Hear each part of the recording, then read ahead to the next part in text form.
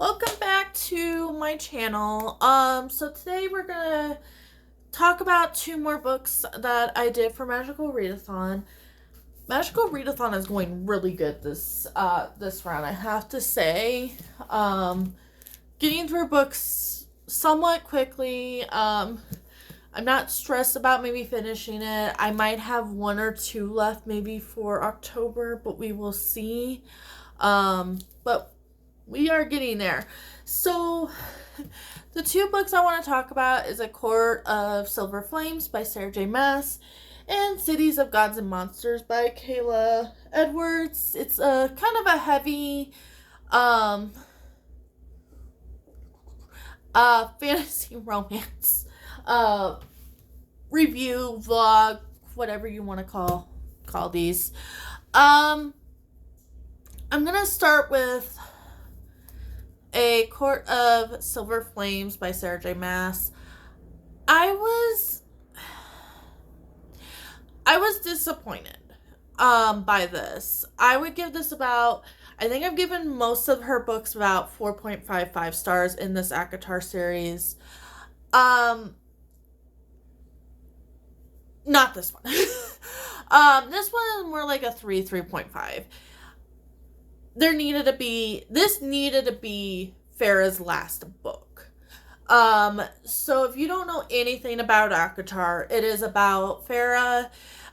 She starts out coming from a very poor family. It's very Beauty and the Beast, the original, not the Disney version. Because the Disney version, she doesn't have sisters. In ACOTAR, she has sisters, and actually in the original, she has sisters. And she supports her family, and one day she's out hunting, kills a wolf. Well, this wolf ends up being Fae.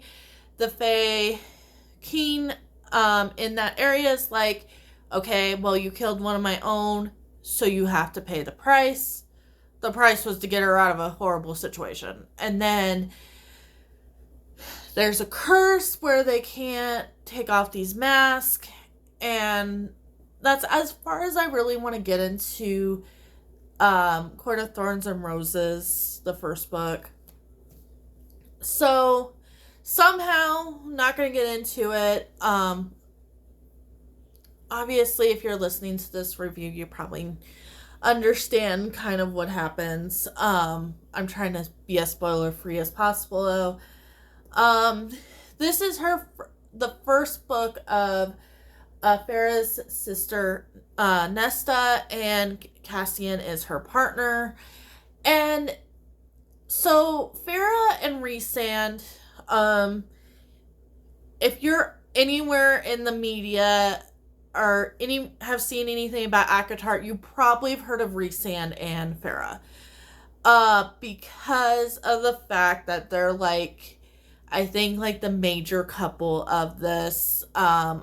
This is the first book that we get her sister and her sister's perspective and Cassian and their relationship full blown. And it's a lot more of Farah and Rhysand is definitely more cutesy, more kind of instant lovey, and they fit together, where this is a little bit more I wouldn't say enemies to lovers, more like friends with benefits type of situation, where Nesta is still okay, you're my mate and everything, but I'm not really digging you too much still. So there is a lot of steamy scenes in this book. It is ridiculous.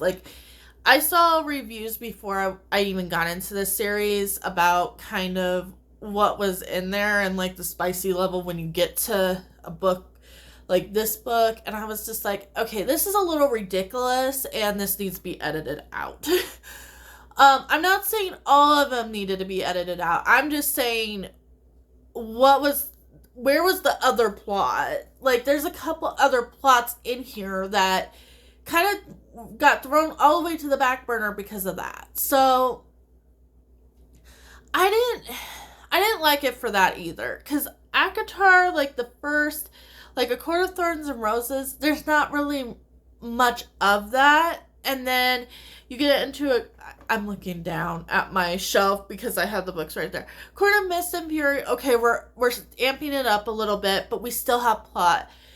Between A Court of Wings and Ruin and A Court of Frost and Starlight, I was like, okay, where are we going with this? Because it's kind of gone down to the other side of why I don't particularly like...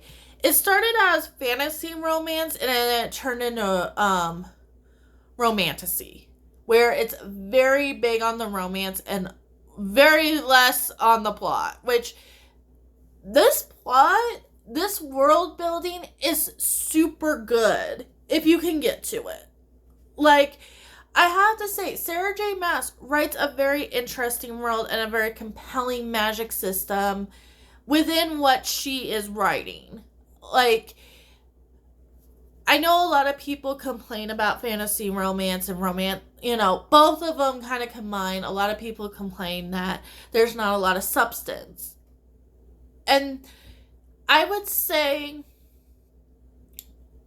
read the first 2 books. Like, and if you're just like, I'm still not digging the characters, probably don't continue.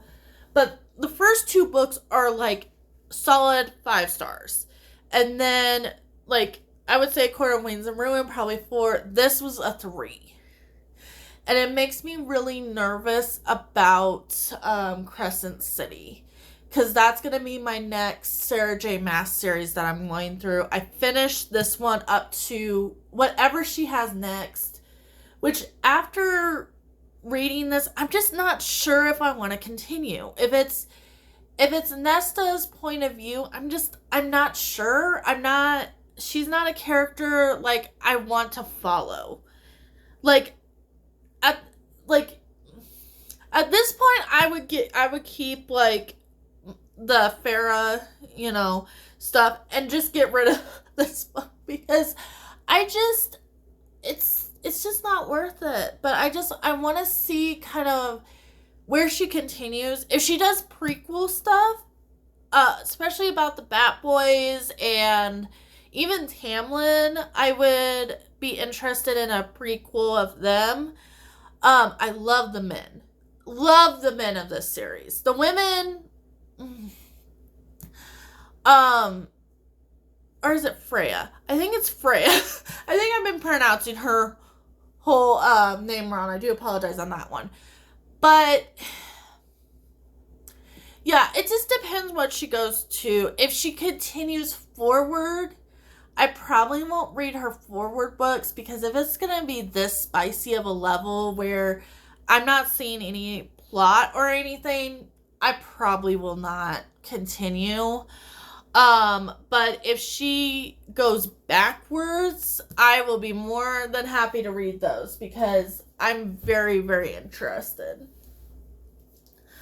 Yeah, but 3 stars for that. And then I read this lovely book. I gave this a 5 stars. This is fantastic. This was the opposite of what we got here. So, City of Gods and Monsters is about Lorraine, I think is how you pronounce her name. And she is a human in the world, an urban world full of magical fae, so vampires, werewolves, demons, that was most of it. And then you have Darian, which is, what do they call him? He is a hired assassin. Oh, he's a devil. So, basically the major thing of this is you have Lorraine, her friend gets kidnapped, and you find out slowly that she was supposed to be the one that was kidnapped, not her friend. And Darian is on the same assassination mission as the people that were kidnapping her friend. And he finds out that Lorana is human, and he's like, why are they interested in a human? Human are kind of like the... like under beings. Oh, there's witches too. There's witches in here. So it's like, why would they want to kidnap a human. And then you slowly, I don't want to give too much away, but I'll give a little bit about it. And oh my goodness, this is so much of kind of a reckless, like, there's so much trust that has to be built between these two. And it's such a slow burn. And if you are a big, like, I would almost like say Buffy Angel, but I think he's kind of more of a Spike. That's kind of the vibe I was getting, minus obviously Lorian's human and she's not as powerful as like a Buffy. But like just the way he just fawns over her and just make sure she's okay and make sure she has the right trinkets to protect her and everything. Oh my goodness, this man was fantastic. And the rest of the devils, like, when they get to meet, like, get to know her a little bit more, like, they kind of come out, and I got like a Batboy vibe from like the last book, Sarah J. Maas's ACOTAR. And they're so good. Like, and they're so interesting, and like you have like this whole underground thing that they can do, and there's like grave robbers. Like, this is like a whole interesting world. Like, I usually complain about books this size sometimes, especially in Romantasy, where it just seems like, okay, let's have 600 pages of steamy time and let's not focus on the plot. Plot's not important. Plot is heavy in this, and the romance is very little. Now, there's scenes in here, so be aware of that. Like, there's still steamy, steaming time between the two of them, and it is very graphically spoken about. But you still have the really cool world building, they're still focused on their mission. Like, she is definitely she definitely wants to make sure her friend, and everything. And this is what I want. I want it to merge perfectly when it comes to Romantasy. Like, I don't want it to be, like, I want them to pair evenly. Like, I want 50% romance, and I want 50% world building, adding to the plot, and all of that. Like, I don't want the romance to take like 90% of the book and then we only have 10% plot, which is what I felt about this book. Like, I felt so much like it was 90% romance steamy time and 10% plot, where this is like totally the opposite, and it was so good. I'm actually kind of bummed out that this is a library book, so I'm gonna have to probably buy the rest of the series, because I think this is going to really end up being one of my favorite series, maybe of all time. And I don't really have room for it. These books are huge.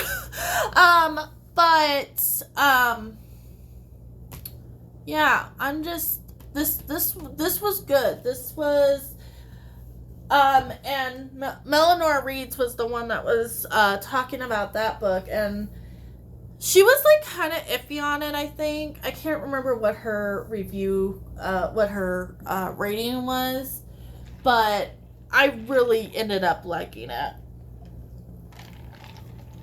It kind of gave me like a supernatural vibe. Like, it wasn't full CW, but it was a little bit darker than a CW.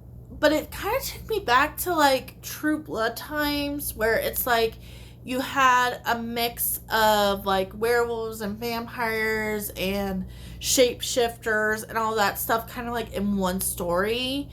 And you had the romance, but you still had some plot. Like, it was like the first season. The first season of True Blood is fantastic.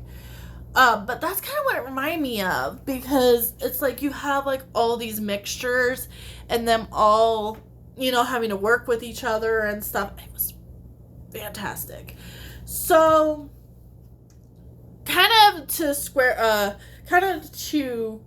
say kind of where I am in Magical Readathon, I have 4 books left. I have Fathom Folk by Alizia Chan,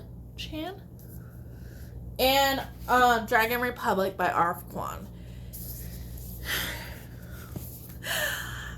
I'm gonna cry if I'm just gonna give you guys kind of a rundown. If you stayed this long in the video, congratulations. Fathom Folk is kind of what I've heard a couple other people kind of read it and give it a low review, and I'm feeling the same way, and it is one of my Illumicrate books, and it is one of my prettier Illumicrate books, so I'm gonna be really sad. But Dragon Republic so far is gearing up to be a 5-star. I'm hoping to read Burning the God in October before the Illumicrate releases that, because I really want to make sure all books are 5 stars before I do that, because it is like about $200 for that set. But I think it's going to be. I really think at least that series is really going to be, a good 5-star series. I have good vibes about it, so hopefully. But I won't be able to, unfortunately, get to this this month unless I replace one of my books and just read Burning God. I don't know yet, but that's kind of where I'm at right now. I'm hoping to get Fathom Folk done, a really good chunk of Dragon Republic, so that I can get kind of to the last 2 books that I need for Magical Readathon, and then hopefully not have to get into October. I have kind of a weirdish October TBR that I actually might film. I don't usually film my TBRs. Like, you guys kind of just get these videos probably feel random to you because I don't do a TBR unless it's like for Magical Readathon or something like that, because people just don't watch, and it's fine. But I have kind of an idea of what I want to read for October and maybe November. So stay tuned for that. Stay tuned for my next book. I guess we're doing 2 books at a time.